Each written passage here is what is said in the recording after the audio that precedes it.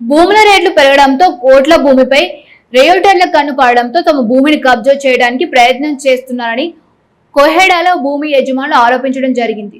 రంగారెడ్డి జిల్లా అబ్దుల్లాపూర్మేట్ మండల పరిధిలోని కోహెడ రెవెన్యూ గ్రామంలో పాత సర్వే నెంబర్ 27/2, 27/3, కొత్త సర్వే నెంబర్ 131, 132 సర్వే నెంబర్లలో కాందాడి ఎల్లయ్యకు 1950 నుండి పీటీ ఉండగా అతనిపై ఉన్న సుమారు 54 ఎకరాల భూమి కబ్జా చేసేందుకు కొంతమంది ప్రయత్నిస్తున్నారని, కాందాడి ఎల్లయ్యకు కోర్టు ఆదేశాలున్నా లెక్క చేయకుండా కొంతమంది రియల్టర్లు కబ్జాదారులతో కలిసి కోట్ల విలువ చేసే భూమి కబ్జా చేయడానికి ప్రయత్నిస్తున్నారని కాందాడి ఎల్లయ్య వారసులు ఆరోపిస్తున్నారు. దశాబ్దాల నుండి భూమిపై కబ్జాల్లో ఉన్న మమ్మల్ని దానిలో కొంతమంది ఇలాంటి చర్యలు చేపడుతున్నారని, ప్రభుత్వం మమ్మల్ని ఆదుకోవాలని ఆవేదన వ్యక్తం చేస్తున్నారు.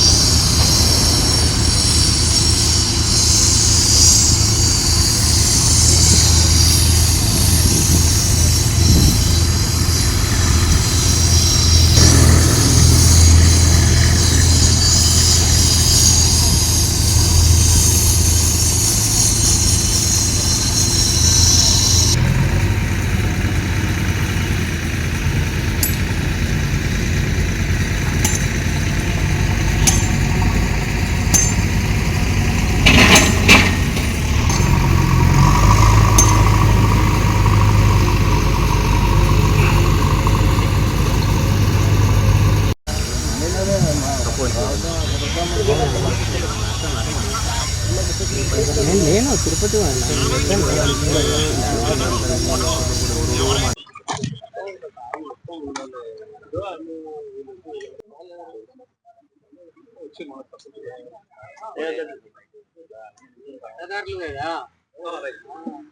ఆది భూమి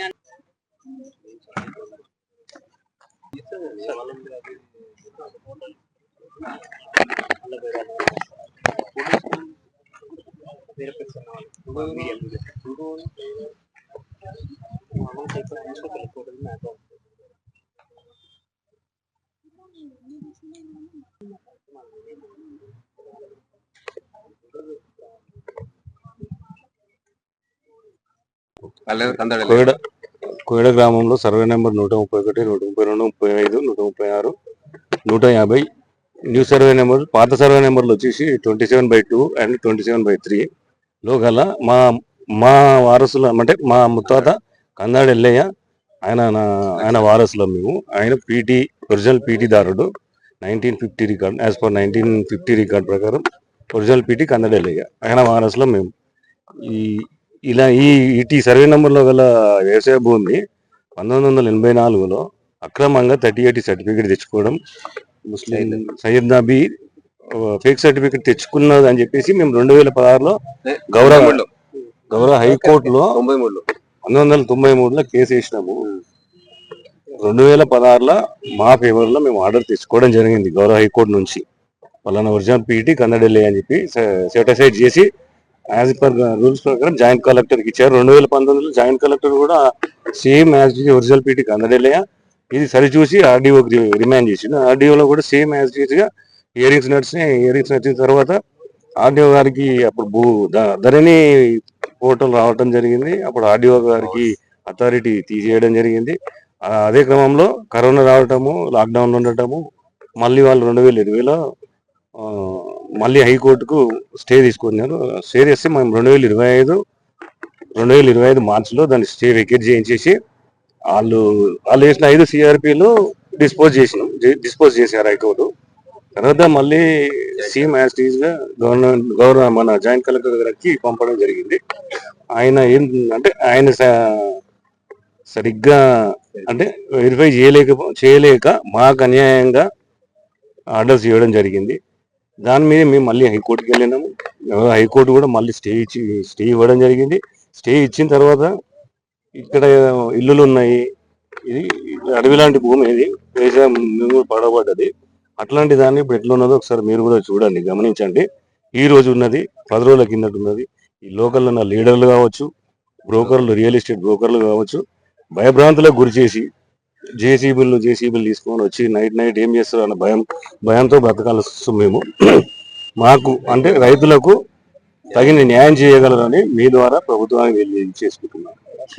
మేము కందాడెల్లే కుటుంబ సభ్యులము కోయడా గ్రామంలో 27/1, 27/2, 27/3, 27/4, 27/5, 27/6, 27/7 ప్రజలను సభ్యంగా పట్టేదారు కందాడెల్లయ్య పీటీ 1950లో మేము వ్యవసాయం చేసుకుంటూ 1950 సంది ఇప్పటి వరకు కూడా పొజిషన్లో మేమే ఉన్నాము. 1984లో సయ్యద్ నబీ అనే అక్రమదారుడు ఈ మా 27/2.3 కూడా ఆయన అక్రమంగా 3080 సర్టిఫికేట్ తెచ్చుకొని అమ్మేసుకున్నాడు. వెంబడే మాకు తెలియలేము, వెంబడే మేము గౌరవ హైకోర్టుకు పోయినాము. హైకోర్టులో మా ఫేవర్లో 27/2, 27/3 కందాడెళ్ళలేదని హైకోర్టు డైరెక్షన్ ఇచ్చింది. తర్వాత జాయింట్ కలెక్టర్కి ఇస్తే జాయింట్ కలెక్టర్ కూడా వాళ్ళ సర్టిఫికేట్లు ఫేక్ అని సెటిసైడ్ చేసి మళ్ళీ ఆర్డీఓ పంపినారు. ఆర్డీఓలో కూడా 4-5 ఇయరింగ్లు నడిచినాయి. అంతలో కరోనా వచ్చింది. కరోనా రాగానే మళ్ళీ వాళ్ళ కలెక్టర్ ఆర్డర్ పైన హైకోర్టుకు పోయింది. హైకోర్టులో కూడా 2019లో మళ్ళా ఒరిజినల్ పీటీ రిజిస్టర్లో ఎవరికి ఉంటే ఎవరి నేమ్స్ ఉంటే వాళ్ళకు గౌరవ హైకోర్టు చెప్పింది. మళ్ళీ తర్వాత జేసీ పంపింది. జేసీలో కూడా 1 ఇయర్ నడిచింది. 1 ఇయర్ నడిచినాక ఆయన అక్రమంగా ఏజ్ చూడకుండా పీటీ రిజిస్టర్ చూడకుండా మేము వేసిన అప్పీల్ను డిస్పోజల్ చేసిండు. మళ్ళీ మేము హైకోర్టు కూడా పోయినాం. హైకోర్టులో కూడా మాకు స్టేటస్కో ఇచ్చింది. స్టేటస్కో ఇచ్చినాక కూడా అన్యాక్రాంతంగా వచ్చి రౌడీజులో వచ్చి అంత భూమి లేఅవుట్లు, రోడ్లు, లీడర్లు, బ్రోకర్లు అందరు కూడా మా సైడ్ అంతా చెడగొట్టి బుల్డోర్లతో సాఫ్ చేసి భయభ్రాంతులకు గురి చేసి వ్యవసాయ భూమిని అంతా లేఅవుట్ గా మార్చి అన్యాక్రాంతం చేస్తున్నారు. మాకు మా పీటీ ఒరిజినల్ పీటీ హోల్డర్ మేము కాబట్టి మాకు మా హక్కులకు న్యాయం చేయగలరని మేము